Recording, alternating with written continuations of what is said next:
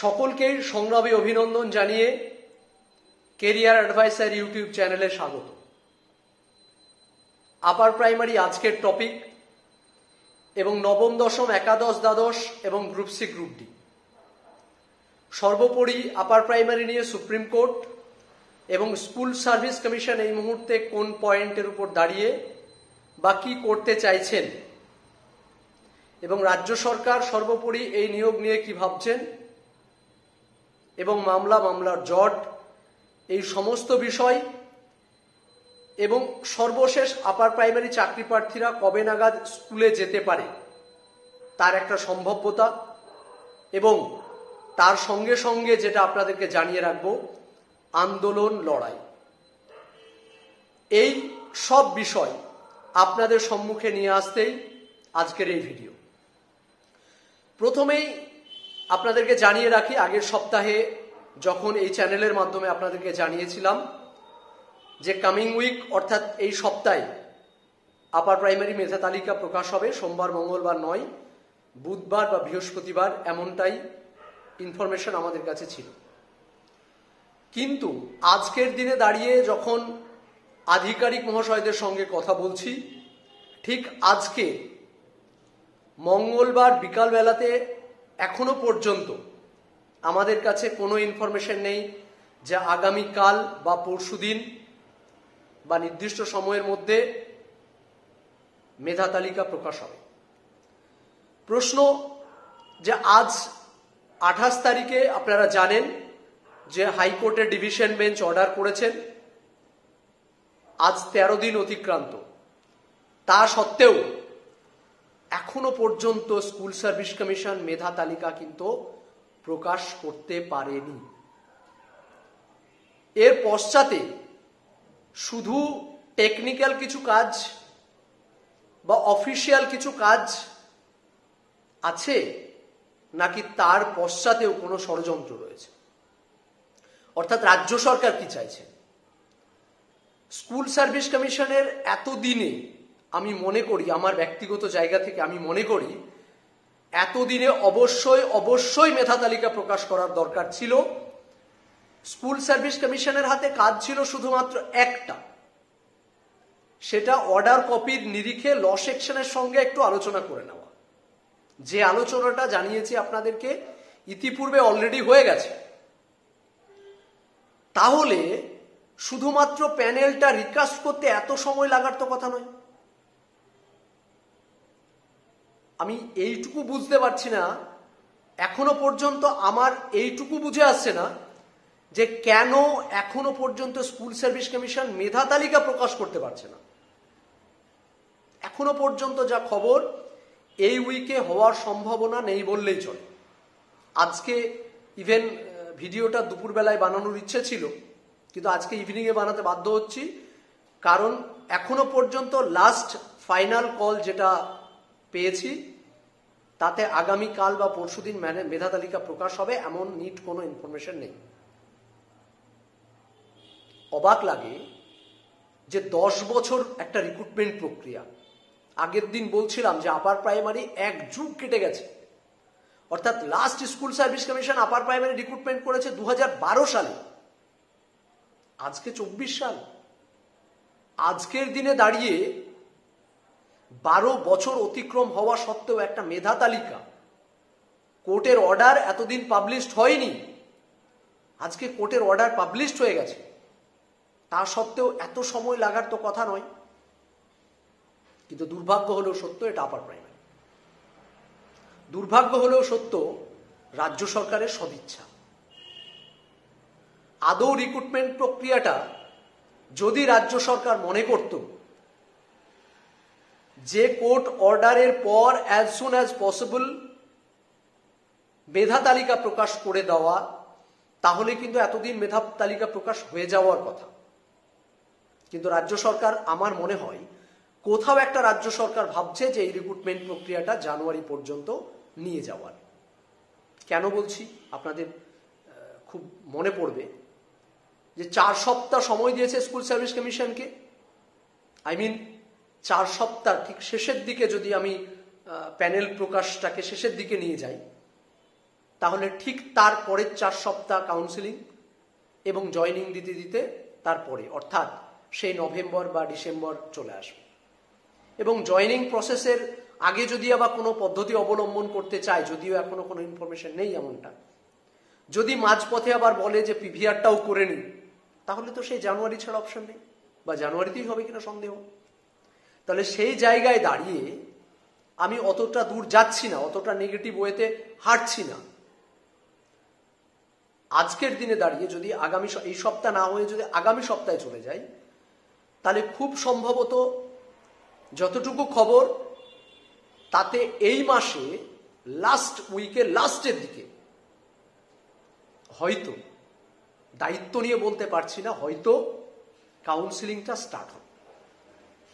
তাহলে এই মাসের লাস্টে যদি সেপ্টেম্বরের লাস্টে কাউন্সিলিং স্টার্ট হয়, তাহলে অক্টোবর মাসের 9 তারিখ থেকে আপনারা জানেন যে পুজোর ছুটি পড়ে যাচ্ছে। আর স্কুল সার্ভিস কমিশন এর আগের কাউন্সিলিংয়ে একদিনে 700 জনের কাউন্সিলিং করতে পেরেছে। তখন রিকমেন্ডেশন নয়, শুধুমাত্র অ্যাকসেপ্টেন্স লেটার একটা হাতে আমাদের কপি দিয়েছিল। আগামীতে যখন রিকমেন্ডেশন ইস্যু করবে, তখন স্বাভাবিকভাবেই আরো একটু সময় লাগার কথা। মানে একটা ক্যান্ডিডেটের পিছনে কাউন্সিলিং পর্বে যে সময়টা নিয়েছে, তার থেকে একটু বেশি সময় লাগবে। তাহলে স্বাভাবিকভাবে আমরা বলতে পারি, একদম ক্যালকুলেশন বলছি, কোনো আপডেট বলছি না, তাহলে স্বাভাবিকভাবেই সম্ভব নয় নির্দিষ্ট সময়ের মধ্যে করা। অর্থাৎ যে 700 জন 800 জন হয় টেবিল সংখ্যা বাড়াতে হবে, নচেত অফিসার বাড়িয়ে টেবিল সংখ্যা বাড়িয়ে করতে হবে, নচেত ক্যান্ডিডেটদেরকে কম সংখ্যক রিকমেন্ডেশন ইস্যু করতে হবে। তাহলে তাই যদি হয়, তাহলে আগের বার আপনাদের খুব ভালো মনে পড়বে 1 মাস কাউন্সিলিং চলেছিল। তাহলে এবার সেম ওয়েতে যদি স্কুল সার্ভিস কমিশন হাঁটতে চায়, তাহলে তো একটা লেন্দি প্রসেস। বারবার বলছিলাম যে এটার নামই আপার প্রাইমারি। তাহলে আমরা যদি ধরে নিই যে আগামী সপ্তাহের শেষের দিকে, অর্থাৎ আগামী সপ্তাহে প্যানেল প্রকাশ হচ্ছে, তারপর নোটিশ আসছে, বা আগামী সপ্তাহে প্যানেল প্রকাশ হচ্ছে, তারপর নোটিশ আসছে, তারপর কাউন্সিলিং শুরু হচ্ছে অক্টোবর মাসের লাস্ট 2 ডেজ বা সেপ্টেম্বর মাসের লাস্ট 2 ডেজ স্টার্ট, 28, 29 কোন একটা তারিখ থেকে স্টার্ট হচ্ছে। তাহলে 8 তারিখ পর্যন্ত সানডে পড়বে।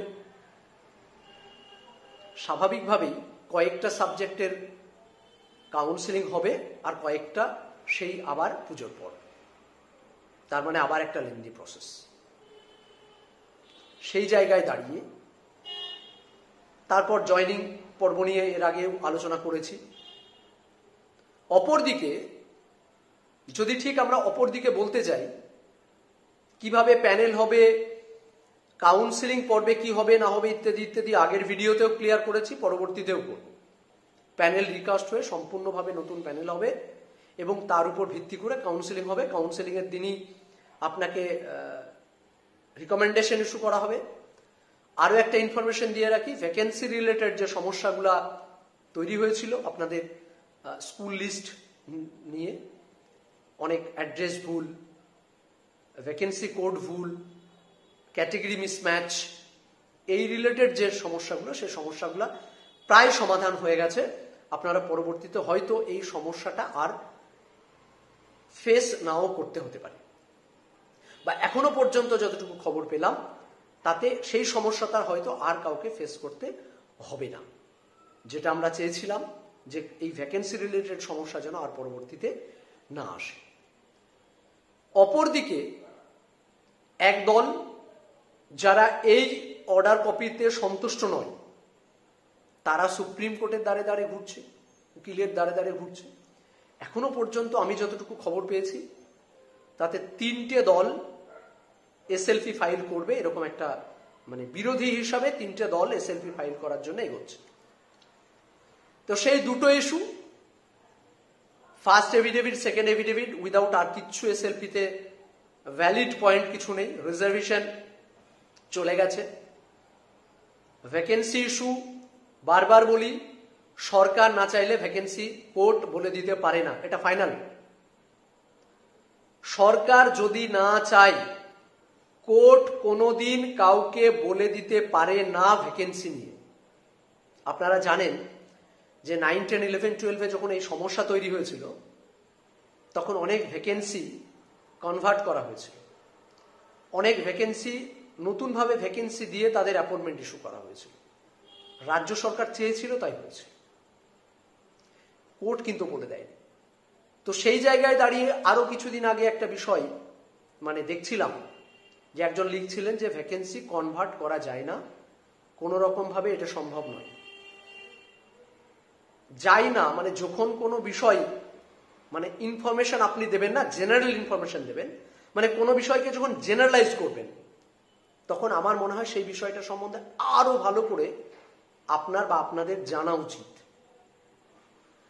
আপনি কি এই নিয়মটা জানেন যে স্কুল সার্ভিস কমিশন নয়, যদি, কান খুলে শুনে রাখুন, যদি স্কুল সার্ভিস কমিশনের পর পর 3টে রিক্রুটমেন্টের টার্ম অতিক্রম হয়ে যায়, আর সেই সাবজেক্ট এবং ক্যাটেগরিতে যদি শিক্ষক স্কুল সার্ভিস কমিশন না পায়, ক্যান্ডিডেট না পায়, তাহলে সেই ভ্যাকেন্সিটাকে স্কুল সার্ভিস কমিশন ডিএসসির মাধ্যমে ব্যাকওয়ার্ড ক্লাস কমিশনের অনুমতি নিয়ে এডুকেশন ডিপার্টমেন্ট এই ভ্যাকেন্সি কনভার্টের কাজটা করতে পারে। আমার মনে হয় কোথাও একটা এই আইনটা আপনার একটু জানা উচিত। আপনি ইন্ডিভিজুয়ালি জেনারেলি ভ্যাকেন্সিতে আপনি জেনারেলি পেয়ে গেছেন, তাই আপনার হয়তো এই শব্দগুলো বেরিয়ে আসছে, কিন্তু এটা আমি মনে করি একটা মানুষের আরো বেশি দপ্তরে ঘাটা উচিত। আমি একজন আমি বলে দিলাম ফাইনাল, তা নয়, অ্যাকচুয়াল নিয়মটা কি সেটা আমার মনে হয় জানা উচিত। তো তাই এই ভ্যাকেন্সি কনভার্ট হয় না বলি, রাজ্য সরকারকে চাপ দিলে, রাজ্য সরকার চাইলে, এডুকেশন ডিপার্টমেন্ট চাইলে ব্যাকওয়ার্ড ক্লাস কমিশনের অনুমতি নিয়ে এটা করতে পারে, এটা করতে পারে, দায়িত্ব নিয়ে বলছে এটা করতে পারে।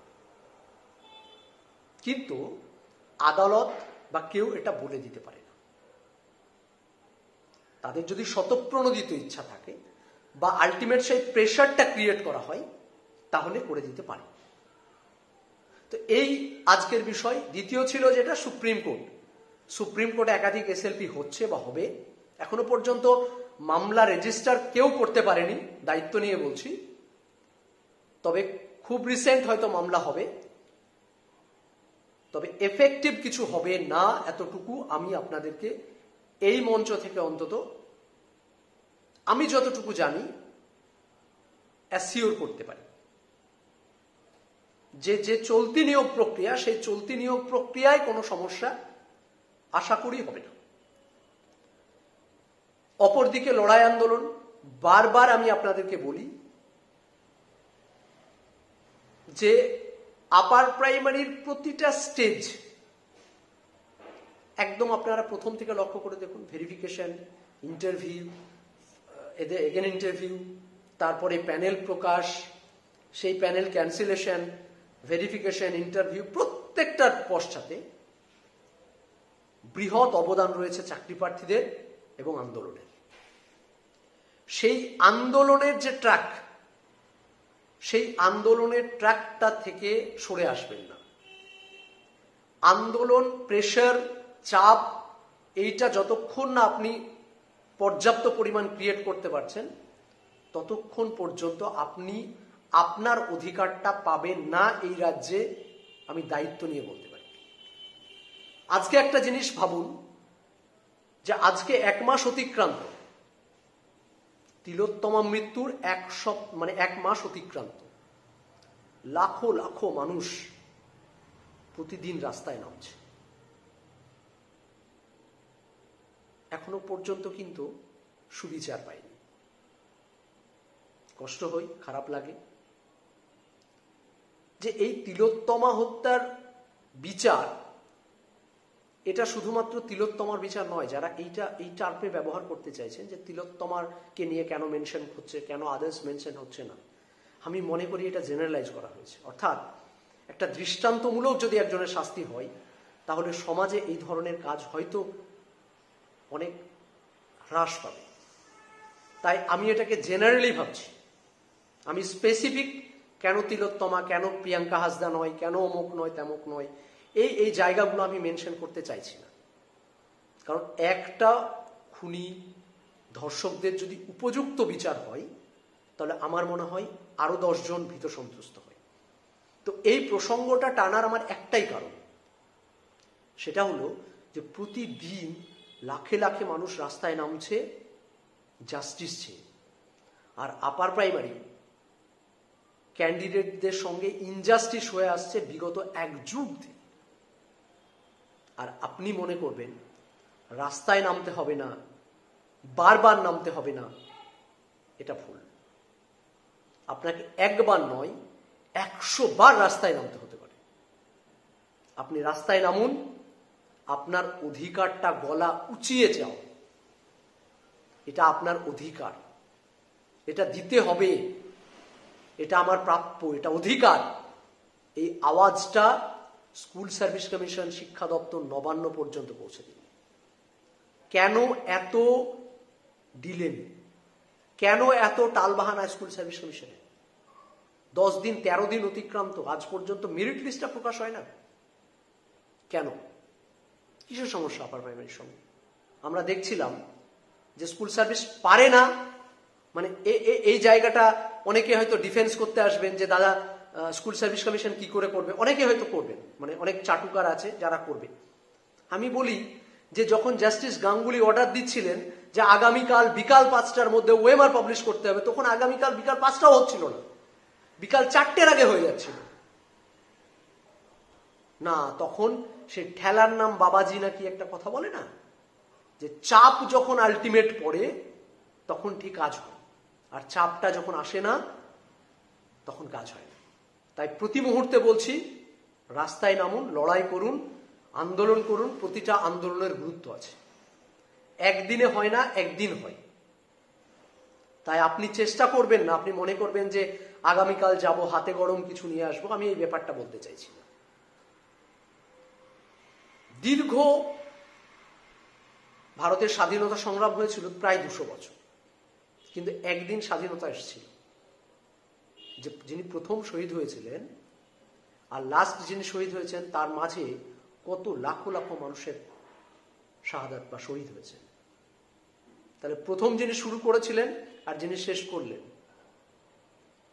এবং মাঝে যিনারা ছিলেন, ওই প্রথম যিনি শুরু করেছিলেন তারও গুরুত্ব যতটা, যিনি শেষ করেছেন তারও গুরুত্ব ততটা, এবং মাঝে যেগুলো হয়েছে তাদের গুরুত্বও ততটাই। তাই আমি মনে করি প্রতিটা আন্দোলন, প্রতিটা লড়াইয়ের একটা নির্দিষ্ট গুরুত্ব রয়েছে। সেই জায়গা থেকে লড়াই করুন, আন্দোলন করুন। প্রতি মুহূর্তে চাকরি প্রার্থীদের সঙ্গে যে ইনজাস্টিস হয়েছে তার জন্য লড়াইয়ের একমাত্র পথ। পদে পদে আপনাকে লড়াই করতে হবে, পদে পদে রাস্তায় নামতে হবে। রাস্তা দেখা, ভবিষ্যৎ যারা ওয়েটিং থাকবে তাদেরকে বারংবার রাস্তায় নামতে হবে। এই মানসিকতাটা রাখুন, আর কোনো রকম কোনো বিভ্রান্তের মধ্যে পড়বেন না। সুস্থ থাকুন, স্বাভাবিক থাকুন। আপার প্রাইমারি নিয়োগ হবে, যোগ্য চাকরি প্রার্থীরা একদিন স্কুলে যাবে, এটা অন্তত দায়িত্ব নিয়ে বলতে পারি। ভালো থাকবেন, সুস্থ থাকবেন।